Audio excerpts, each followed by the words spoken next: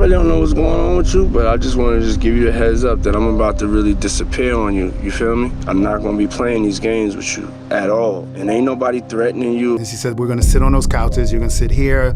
I'm going to be here. And we're going to put baby on and create like a environment. And at some point, my husband's going to come out and watch. They called Capricorn for a meeting, and it was Puffy, Jimmy Iovine, and their enforcer. She thinks she's going over there to maybe get a job. And she was told by Jimmy that, hey, you got to take this money that we're going to give you to shut up. You don't have a choice. Take it or something's going to happen to you. Bienvenue les amis dans cette 7e vidéo sur l'affaire Diddy. Comme d'habitude, je vous rappelle que vous avez une playlist entière avec les 6 vidéos précédentes dans la description juste en bas. Donc si vous voulez vous faire un petit rappel, n'hésitez pas à les checker. Dans la dernière vidéo, on avait revu ensemble les 2 premières semaines du procès. On a donc pu voir les témoignages de Cassie, du rappeur Kid Cudi et d'autres personnes qui ont travaillé et collaboré avec Diddy. Depuis cette vidéo, il y a eu 2 nouvelles semaines de procès qui sont passées qu'on va voir ensemble aujourd'hui. Et je sais que je le dis à chaque fois, mais vous allez voir que cette fois-ci, c'est encore plus choquant que la dernière fois. Et sans plus attendre, on va commencer avec la première témoin que vous avez déjà entendue dans l'autre vidéo qui s'appelle Capricorn Clark. Elle avait notamment participé à la fameuse intrusion qu'il y avait eu chez le rappeur Kid Cudi. Donc pour rappel, c'est une ancienne assistante qui avait travaillé pour Diddy durant des années. Mais, et là c'est la nouveauté, elle avait aussi travaillé pour Suge Knight. Et oui, ce producteur de musique ennemi juré de Diddy à l'époque de Bad Boy Records et Death Row Records. Et croyez-moi les amis, Diddy l'a pas oublié. Donc Capricorn Clark déclare qu'elle a commencé à travailler avec Diddy en 2004 en tant qu'assistante au début. Puis elle a monté les échelons progressivement, elle est devenue directrice marketing pour finir à s'occuper de Cassie entièrement. Donc par exemple entre 2016 et 2018, elle s'occupait de la marque de Cassie, c'est-à-dire qu'elle représentait l'image de Cassie auprès des médias et auprès de son public. Mais ce qu'elle explique, c'est que dès son premier jour de travail avec Diddy, ça a très mal commencé. Diddy lui donne rendez-vous à Central Park avec un certain Uncle Polly, qui était le garde du corps de Diddy à l'époque. Capricorn Clark décrit Uncle Polly comme avec une attitude menaçante. Et là, elle va dire « Il m'aurait fait tuer si j'avais quoi que ce soit à voir avec Suge Knight ». Mais du coup, pourquoi est-ce qu'elle parle de ça exactement? Parce qu'en fait, Capricorn Clark avait caché sa relation avec Suge Knight et Diddy venait juste de l'apprendre. Avec du recul, elle admet qu'elle aurait dû être plus transparente par rapport à ça, parce qu'il y avait une grosse rivalité entre Diddy et Suge durant des années. Et vous inquiétez pas, on parlera de Suge juste après, parce que lui-même a donné un témoignage très récemment. Mais attendez, parce que l'histoire de Capricorn Clark va même plus loin.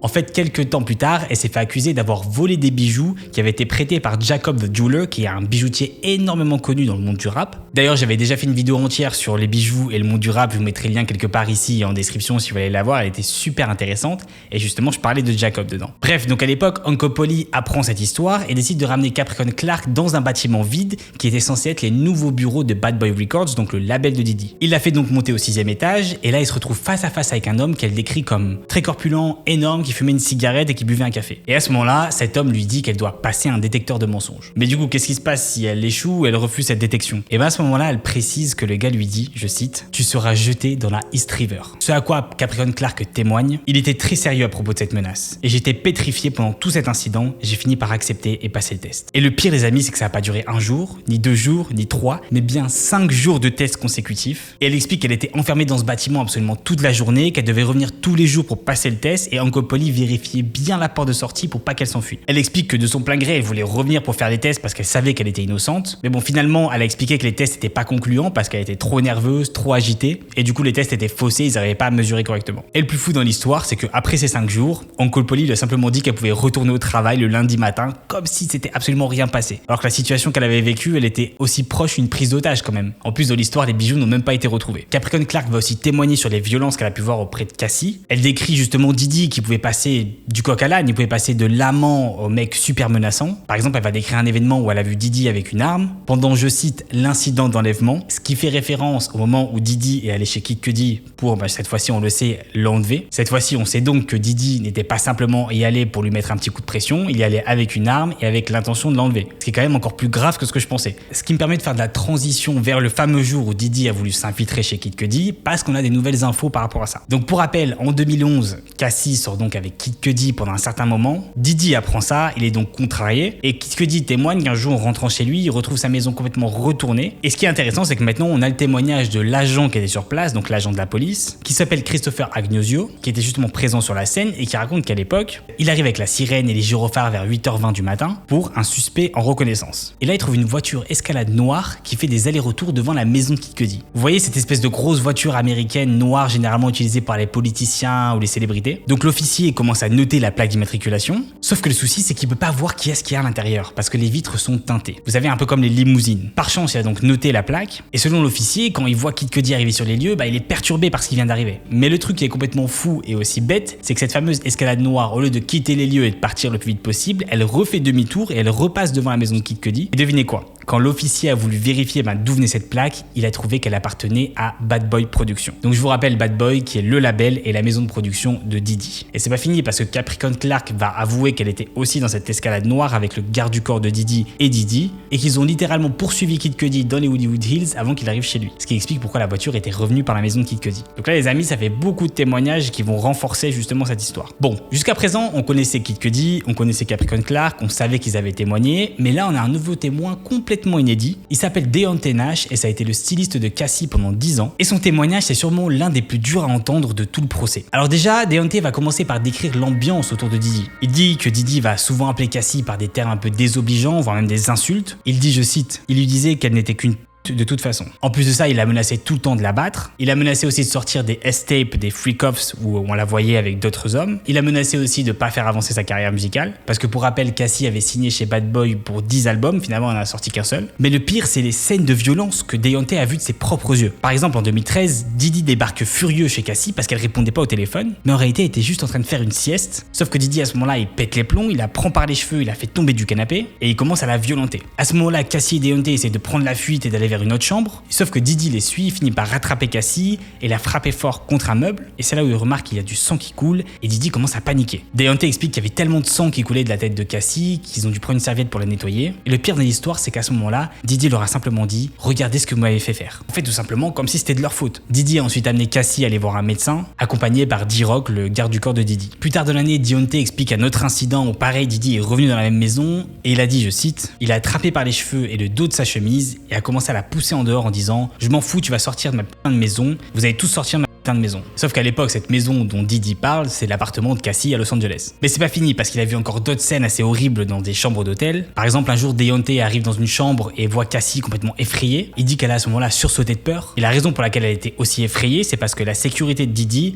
venait de lui dire que Diddy était en bas en train de l'attendre. Cassie répond à leur nom et va vers le balcon comme si elle allait justement sauter. Deontay explique qu'à ce moment-là, elle était tellement paralysée par la peur qu'elle était prête à sauter plutôt que voir Diddy. Bon, finalement, ce jour-là, elle a pu s'échapper grâce à Deontay et le garde du corps, qui ont trouvé une espèce d'issue de sortie dans l'hôtel. Encore une fois, que ce témoignage, on voit l'emprise et le harcèlement de Diddy qui est archi présent sur Cassie. Surtout que cette fois-ci, on a vu ça sur le long terme parce que Deontay a suivi Cassie pendant 10 ans. Et on arrive maintenant à quelque chose d'assez inattendu. C'est bel et bien Suge Knight qui s'exprime de sa prison pour parler de son rival Diddy. Alors si on m'avait dit au début de cette affaire que ça allait aller jusqu'à Suge Knight qui est en prison, je vous aurais pas trop cru. Mais donc du coup, qu'est-ce qu'il a dit d'intéressant sur cette affaire? Déjà, il a parlé de Capricorn Clark. Il a dit qu'effectivement, elle a travaillé avec lui durant des années pendant Death Row. Il confirme aussi que les menaces contre elle étaient réelles.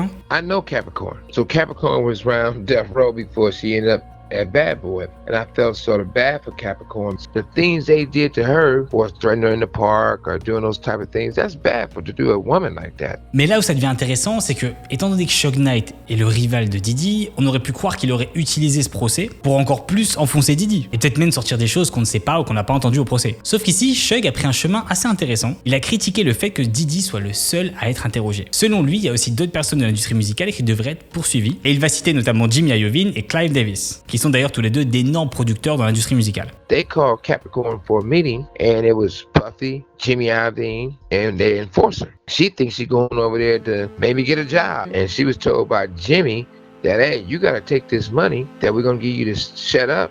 You don't have a choice, take it or something's going to happen to you. En fait, selon lui, l'industrie musicale a des problèmes systémiques et la faute devrait pas être seulement sur Diddy. En plus de ça, il va ajouter que Diddy devrait accepter un deal pour pouvoir témoigner contre d'autres personnes de l'industrie. They should work a deal with Puffy. They should work a deal with Jimmy Iovine. They should work a deal with Clive Davis. They should allow these people to get on the stand. Donc personnellement, j'ai trouvé ça un peu fou d'entendre l'ancien boss de Death Row justement un peu protéger Diddy. Bon après, il faut remettre en contexte les amis. C'est un criminel qui essaie de prendre la défense d'une personne qui est dans un procès, qui va peut-être devenir aussi un criminel. Donc Voilà, faut bien remettre en contexte. Bref, je voulais juste souligner cette intervention de Suge Knight qui est surréaliste. J'avais d'ailleurs fait une vidéo entière sur lui, je vous mettrai le lien au-dessus en description si vous voulez la voir. Et on va donc continuer avec un prochain témoignage inédit, celui de Mia, donc l'ancienne assistante de Diddy. Préparez-vous parce que celui-ci va vous glacer le sang. Alors à savoir que Mia n'est pas son vrai prénom, c'est un pseudonyme qu'elle a pris pour rester confidentiel, même si vous allez voir juste après que des gens ont réussi à retrouver sa vraie identité que je vous montrerai. Et donc Mia a travaillé pour Diddy durant 8 ans et son témoignage va décrire des années et des années d'abus qu'elle a subis. Elle personnellement, elle va se décrire comme une personne assez naïve qui voulait juste travailler dans l'industrie musicale, dans l'industrie du divertissement. Elle dit, je cite, « Je pensais que je pouvais juste mettre un matelas sur le toit de ma voiture et déménager à New York et décrocher un job dans l'industrie du divertissement. » Et autant vous dire les amis que dès le début de son témoignage, il y a eu un énorme red flag. Vu que pour son premier entretien pour venir travailler chez Diddy, elle raconte qu'elle a été invitée chez Diddy, qu'au moment où elle a ouvert la porte, elle a vu Diddy en slip au téléphone. Donc bon, si la première chose que tu vois, c'est quand même ton boss habillé en slip, je pense que déjà ça doit sonner une petite sonnette d'alarme dans ta tête. Bref, à ce moment-là, Diddy a fini par se rhabiller et puis elle a eu son job. Sauf que, encore une fois, dès le début, les conditions de travail étaient inhumaines.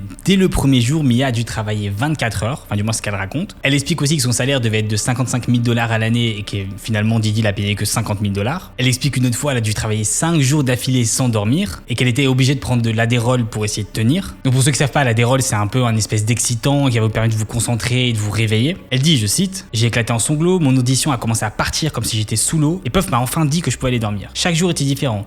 Diddy peut vous demander de faire 17 000 choses à la fois, qui vont de craquer ses articulations à écrire son prochain film en passant par faire ses impôts. Il peut aussi juste vous faire rester à côté de lui pendant 22 heures et n'a absolument rien vous demander. » Mais les amis, c'était pas qu'un abus au travail, c'était aussi des abus S. Vu qu'elle témoigne, je cite, « Il m'a lancé des choses, il m'a jeté contre le mur, il m'a jeté dans une piscine, il m'a lancé un seau d'eau glacée, il m'a claqué le bras dans une porte et il m'a aussi agressé S. » Ce qui évidemment a interpellé le procureur qui lui a demandé, je cite, « Monsieur Combs vous a agressé S à une occasion ou plus d'une occasion ?» Ce à quoi elle a répondu plus d'une fois. La première fois c'était au Plaza Hotel pour les 40 ans de Diddy. Selon elle, Diddy l'aurait appelé dans la cuisine pour lui dire qu'ils allaient travailler plus étroitement ensemble parce qu'elle faisait justement du très bon travail. Il lui a ensuite donné 2 shots de vodka qui l'ont pas mal affecté, l'a pris par la main, a commencé à l'embrasser et a mis sa main dans sa robe. Elle raconte qu'elle s'est réveillée le lendemain sans souvenir. Donc bon, là on se demande s'il n'y avait pas autre chose dans les 2 shots de vodka. Elle explique une autre fois durant une soirée du Nouvel An entre 2009 et 2010, elle dormait dans un lit et elle s'est retrouvée comme ça le matin avec Diddy sur elle. Elle dit, je cite, « Il a utilisé une main pour enlever mon pantalon et il m'a agressé S, c'était très rapide. » Du coup, le procureur lui a demandé si elle était consentante pour ces relations, ce à quoi elle a répondu, « Je pouvais pas dire non à Sean Combs, même pas un sandwich. » Elle explique une autre fois, elle voulait simplement une petite pause parce qu'elle avait travaillé 8 heures d'affilée et qu'elle voulait changer son tampon.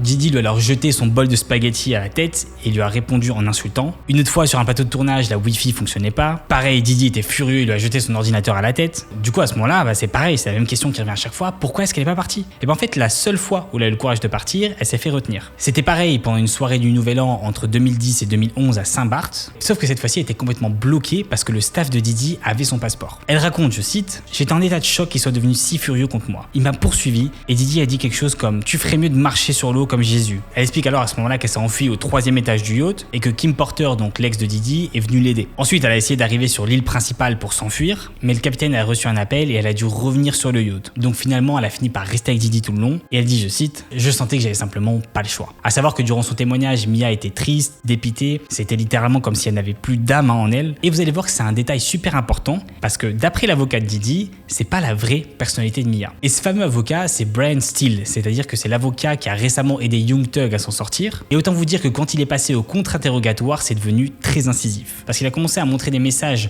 de Mia envers Diddy qui disait par exemple « Je t'aime », qui lui souhaitait un bon anniversaire, qui était super heureuse avec lui. Donc vous l'avez compris, ce que l'avocat de Diddy, donc Brian, suggère, c'est que Mia est en train de jouer un faux personnage. Elle est en train de jouer la comédie pendant son témoignage, ce à quoi Mia a répondu qu'elle était en emprise psychologique. Elle dit, je cite, « C'est beaucoup plus compliqué que vous me formulez. C'est de l'abus à tous les niveaux. » Elle explique qu'elle disait « Je t'aime » à absolument tout le monde dans l'équipe parce que pour elle, c'était comme sa famille. Et justement, comme je vous disais, des personnes sur internet ont réussi à retrouver la vraie identité de Mia. Elle s'appelle en vrai Sarah Schnedeker et il suffit de faire une petite recherche sur internet pour voir que, effectivement, dès le premier lien, on voit qu'elle a travaillé avec Diddy. En fait, à l'époque, Diddy voulait produire une série télé sur Sarah. En fait, c'était censé être une série de télé-réalité où on voit la vie de l'assistante d'une célébrité. Bon, finalement, la série n'a jamais eu lieu. Pareil, si vous allez sur Google Images, vous pouvez voir des photos de Sarah avec Cassie, des photos de Sarah aussi avec Diddy. Et encore une fois, sur Twitter, des gens ont réussi à retrouver une vidéo de justement Sarah qui souhaite un joyeux anniversaire à Diddy. Donc je vous laisse regarder. Puff Daddy, the living legend himself, you have not only revolutionized the game, but the entire world.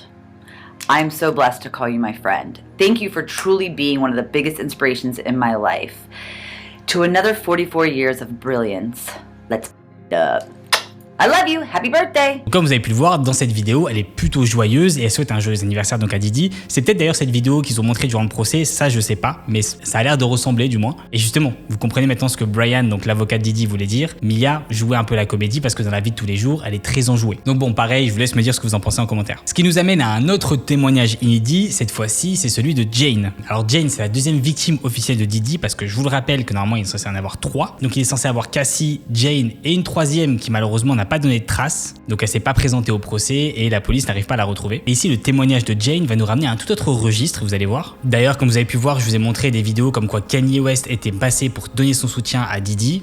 Il est seulement resté quelques minutes et après il est parti, mais la raison pour laquelle il est venu, c'est peut-être parce qu'il est lié à cette histoire avec Jane. Alors déjà, il faut savoir que Jane a rencontré Diddy il n'y a pas si longtemps que ça. Ils se sont rencontrés en 2020 à Miami et il explique qu'au début, Diddy était le prince charmant total. Elle dit, je cite, « Il était gentil, hospitalier, je me suis senti instantanément attiré par lui. » Et leur premier rendez-vous, explique Jane, a duré 5 jours. Jane témoigne, je cite, « On s'est promené sur la plage, on est allé dîner et quand j'ai quitté Miami, j'étais folle amoureuse de Sean Combs. » Donc vous l'avez compris, à ce moment-là, tout est beau, tout est rose. Diddy utilise son charme pour attirer ses victimes. Exactement comme il a fait avec toutes les autres qu'on a pu voir, notamment Cassie. Un mois plus tard, ils vont aux Bahamas. Et elle explique que pour la toute première fois, c'est là où Diddy va lui proposer de prendre des substances. Alors elle explique que la première fois qu'on en a pris, elle était un peu toute excitée, puis elle est tombée sur le sable. Du coup, Christina, qui est donc l'assistante de Diddy, l'a prise, elle l'a amenée dans une salle pour qu'elle puisse se calmer. Elle explique aussi que Diddy l'a couverte de cadeaux, avec notamment un bracelet qui est écrit Love, et qui lui envoyait régulièrement $10 000 pour pouvoir l'entretenir. Mais c'est justement là où les choses un peu plus sombres vont commencer à faire surface. Parce qu'elle explique que c'est à ce moment-là où Diddy va progressivement commencer à l'introduire aux Hotel Nights. Donc c'est un autre nom pour les freak-offs, c'est les nuits passées dans les fameux hôtels. Et en fait, elle décrit exactement la même chose que Cassie. C'est-à-dire que Diddy l'emmenait dans ces fameux hôtels où elle devait avoir des rapports avec d'autres escortes masculins pendant que Diddy la regardait et la dirigeait. La première Hotel Night a eu lieu en mai 2021 et Jane le décrit donc. La chambre d'hôtel était décorée avec des lumières rouges et il y avait beaucoup d'huile de bébé impliquée. Jane portait des talons tout le temps et de la lingerie. La nuit d'hôtel était tabou, sexy, fou et amusant. C'était quelque chose que j'avais jamais fait auparavant. Je pensais pas le refaire, mais cette nuit-là a ouvert une boîte de Pandore dans la relation et a ouvert une porte que je ne pouvais plus fermer. Et comme vous pouvez l'imaginer, ces fameuses nuits d'hôtel ont commencé à s'accumuler, ça a été de plus en plus fréquent. Jane prenait donc des substances, avait des rapports avec des escortes. Elle explique même des fois que Diddy payait des acteurs pour adultes à $2 000, $4 000 la nuit pour qu'ils puissent faire la même chose. D'ailleurs, on en reparlera juste après parce qu'il y a un escorte de Diddy qui est en ce moment en train de faire des interviews pour expliquer tout ce qui s'est passé en détail. Donc Jane explique que ces fameuses soirées pouvaient durer jusqu'à des fois 24 heures d'affilée. Elle explique aussi qu'elle a eu énormément de problèmes médicaux liés à tout ça, des problèmes d'infection, des problèmes de mal de dos parce qu'elle devait tenir des positions cheloues pendant des temps indéterminés. Sauf que le problème ici, c'est que Jane était folle amoureuse de Diddy et que même si Diddy lui avait dit qu'il n'était pas monogame et qu'il allait voir d'autres femmes à côté, au bout d'un moment, Jane a quand même eu un peu de résistance par rapport à ça et notamment par rapport aux soirées. Et elle explique que c'est là où Diddy a commencé à devenir menaçant. Par exemple, en novembre 2001, Jane va voir Diddy avec une autre femme et elle va devenir beaucoup plus jalouse. Et voici ce que Diddy va lui envoyer comme message audio. Yeah, that's my friend. I'm in Miami. I don't have a lot of friends out here, okay? She asked me if she could work out with me. I said, okay. You gotta believe what you want. This is the last time you're gonna be cursing at me, disrespecting me over nothing. I'm a human being. I'm not gonna lock myself in a room. You're straight flipping out on me. And I told you that you had one more time to do this. Flipping out on me because somebody came to work out with me at my house. You're nuts. So be sad, go crazy, do whatever the you want to do. Okay, I don't deserve you. I don't deserve being honest with somebody. En 2023, Jane commence de moins en moins à apprécier ses nuits d'hôtel, ce qui va énerver Diddy et qui va lui envoyer ce message encore plus menaçant. I really don't know what's going on with you, but I just want to give you a heads up that I'm about to really disappear on you. You feel me? I'm not going to be playing these games with you at all. And ain't nobody threatening you, and I ain't trying to go back and forth with no woman. You know what I'm saying? I'm telling you, I ain't got no time for no games. Where my life is at right now, I don't have no time for no games, baby girl. Me and you can be mad, I can have a spat, we can have whatever. Then after that, you better get on your job. Cause you got me on my job. Ain't no threat, I'm just being clear. I can't do with you every time you get upset. Et quand le procureur demande à Jane qu'est-ce qu'elle a compris à travers ces messages, elle va dire, je cite, « J'ai compris qu'il avait certaines attentes auprès de moi et que je devais les remplir. » Et c'était ces attentes, le procureur va demander ? Prendre soin de lui, être bonne avec lui et juste m'assurer qu'il soit heureux. Qu'est-ce que ça incluait, le procureur demande ? Ça incluait ses nuits. Et qu'est-ce que vous comprenez quand Sean disait qu'il avait déjà été au travail, dit le procureur. J'ai compris qu'il voulait dire qu'il prenait déjà soin de moi financièrement. Et le plus fou dans l'histoire, les amis, c'est que encore aujourd'hui, donc même pendant le procès, Diddy continue à lui envoyer encore $10 000 par mois. Ce qui montre quand même, le contrôle parole des victimes jusqu'au bout. Jane a aussi témoigné sur le fait que Didi lui demandait des trucs encore plus fous, par exemple de se faire percer, ce qu'elle a fait d'ailleurs, elle a bien fait ses piercings, mais elle les a pas gardés si longtemps que ça parce que ça a fini par s'infecter. Elle explique qu'elle avait pas non plus le courage de contredire Didi, donc le seul moyen qu'elle trouvait de s'exprimer, c'était de tout écrire dans un journal intime. Elle écrit par exemple, je cite, « Je sais pas pourquoi tu m'appelles, mais je suis désolé. Je vais pas prendre des substances pendant des jours et que tu m'utilises pour accomplir tes désirs pervers et fous dans les chambres d'hôtel. » Il y a une fois où elle explique qu'elle a refusé à Didi de participer à ces fameuses soirées dans les hôtels parce qu'elle avait ses règles et qu'elle était fatiguée. Elle a dû même envoyer une photo pour prouver que c'était le cas. Ce à quoi Didi lui a répondu qu'elle mentait et Didi lui a donc répondu ça. « Je peux vraiment pas parler sur ce téléphone. C'est juste des trucs pervers que je pensais qu'on appréciait tous les deux. Tu vois ce que je veux dire? J'ai besoin que tu sois là pour moi. » Ce à quoi Jane a répondu « Qui est là pour moi quand je ferme les yeux et que j'ai des trucs dégueulasses dans la tête? » Donc autant vous dire qu'à ce moment-là, Jane était au bout de sa vie. Elle avait enchaîné ses fameuses nuits d'hôtel pendant 2 ans et demi jusqu'à l'été 2023, donc il n'y a pas si longtemps que ça. Et elle explique qu'elle s'est sentie en fait utilisée par Didi. D'ailleurs, je vous ai dit que l'un des escortes avait récemment fait des interviews pour parler de tout ça. Donc son pseudonyme c'est The Punisher, donc le punisseur en français. Et c'est le fameux donc homme escorte qui a donc témoigné il n'y a pas si longtemps que ça, notamment dans ma dernière vidéo, je vous avais présenté. Il avait fait une soirée avec justement Cassie et Didi et il avait tout présenté en détail. Et en ce moment, il fait un peu le tour des médias américains parce qu'il a justement un bouquin à vendre sur le sujet. Le mec ne perd pas une seule opportunité pour faire de l'argent quand même. Bref, durant ses interviews, justement, il explique en détail ce qui s'est passé durant les soirées. And the living room is darkly lit, it's dim. And then what was weird about it is every piece of furniture was covered in sheets. So she immediately explains, look, I don't want you to dance. Actually, while you're here is me and my husband, we like to create a sexy scene. And she said, we're gonna sit on those couches, you're gonna sit here, I'm gonna be here, and we're gonna put baby on and create like environment, and at some point my husband's gonna come out and watch. Ce qui nous amène au dernier témoignage inédit donc de ces fameux 2 dernières semaines, et c'est un témoignage super important parce qu'il va sceller cette fameuse accusation de corruption. C'est le témoignage de l'agent de sécurité Eddie Garcia qui explique qu'il était de service le fameux jour où on a eu la vidéo de Didi qui course Cassie dans la chambre d'hôtel. À ce moment-là, l'agent Eddie était encore nouveau à son poste, il avait commencé il y a que quelques mois, sauf qu'un jour il reçoit un appel de l'assistante de Didi, donc Christina, qui l'appelle 1 heure et demie après le début de son shift, et elle commence à demander des informations sur cette fameuse vidéo parce qu'elle voudrait savoir exactement ce qui s'est passé. Christina avoue que Didi se rappelle pas trop de ce qui s'est passé parce qu'il était très ivre, sauf qu'à ce moment-là, Eddie explique à Christina qu'il peut absolument rien faire et qu'il faut qu'elle contacte la direction. 1 heure plus tard, Christina se présente au lobby de l'hôtel et demande justement de parler à la direction à propos de cette vidéo. Puis Didi appelle personnellement Eddie en lui disant, je cite, « Tu sais qui je suis ?» Et c'est là où Eddie justement reconnaît la voix de Sean Combs, donc Didi, qui apparemment paraissait nerveux au téléphone. « Tu sais comment sont les femmes, si cette vidéo sort, ça peut me ruiner. » Didi demande donc à Eddie s'il pouvait récupérer la vidéo, sauf qu'Eddie lui explique qu'il faut une dérogation. Les jours passent, sauf que Didi est super impatient, donc il demande à Christina, son assistante, d'appeler Eddie sur son numéro de téléphone et un peu de lui mettre la pression quand même. Donc Christina commence à appeler Eddie plusieurs fois, que ce soit au travail, chez lui, sur son numéro personnel, ce qui évidemment va commencer à mettre la pression sur Eddie, il va se sentir beaucoup plus nerveux. Eddie et Didi se retrouvent au téléphone, Didi commence à lui dire que voilà, c'est un bon gars, que malheureusement la vidéo pourrait ruiner sa vie, donc ça serait bien qu'il puisse faire quelque chose. Et il ajoute que justement si Eddie pouvait faire quelque chose, il pourrait prendre soin de lui. Donc une fois de retour au travail, Eddie décide de contacter son supérieur nommé Bill, et Bill va demander 50 000 $ à Didi pour récupérer la vidéo. Eddie va donc expliquer tout ça à Christina et Didi, ils vont donc conclure un marché au téléphone, et Didi va leur dire qu'il veut la vidéo au plus vite possible. Bill va donc se rendre dans la salle des serveurs, récupérer cette vidéo sur une clé USB, qu'il va ensuite donner à Eddie. Le lendemain, Didi et Eddie se donnent rendez-vous à une adresse bien précise, le garde du corps de Didi va venir récupérer Eddie, l'emmener jusqu'à un appartement, où il va donc retrouver Christina et Didi. Ils vont donc récupérer cette clé USB, super contents, super heureux qu'il n'y a rien qui est fuité, et ils vont récompenser Eddie et Bill avec 100 000 $. Donc 50 000 $ chacun. Et donc grâce à ce témoignage, on a la confirmation de la corruption. Ce qui nous montre donc que Didi utilisait son argent et son influence pour faire disparaître des preuves de ses crimes. Ce qui est exactement ce que dit la loi RICO, qui dit qu'en fait que Didi utilisait son entreprise pour mener des activités criminelles. Et ce qui est assez frappant, c'est comment Didi va cette fois-ci réagir durant ces 2 dernières semaines. Plusieurs témoins ont dit qu'il prenait des notes un peu frénétiquement, qu'il enlevait et qu'il remettait ses lunettes, qu'il se penchait sur sa chaise en avant en arrière. Le juge a même dû le reprendre à plusieurs reprises parce que Didi regardait les jurés avec un regard un peu trop menaçant. Ce qui est assez intéressant parce que ça contraste complètement avec les 2 autres vidéos que je vous avais dit où justement je vous avais décrit Didi comme une personne très calme, très reposée, très concentrée. Alors que là on voit que l'enchaînement de témoignages commence progressivement à le faire bouillonner et à le faire stresser. Mais attention, parce qu'on est encore qu'à la moitié du procès, il reste encore toute la partie de la défense, donc justement les avocats de Didi. Et comme je l'ai dit, il a pris des très bons avocats qui vont sûrement avoir beaucoup de choses à dire et beaucoup de choses à prouver. Donc la question qu'on se pose c'est est-ce que ça sera convaincant justement pour le jury. Une autre question que je me pose c'est est-ce que Didi va prendre la parole, bien sûr. Donc voilà les amis, dites-moi ce que vous en pensez pensez en commentaire. N'oubliez pas de vous abonner parce que bien évidemment, on va suivre cette enquête ensemble jusqu'au bout. Et comme d'habitude, je vous rappelle que si vous n'avez pas vu les autres vidéos, je vous mets la playlist juste ici. Au passage, n'oubliez pas de me suivre sur Instagram, c'est @JainoMusic. Et moi, je vous dis à la prochaine pour une autre vidéo. Peace out.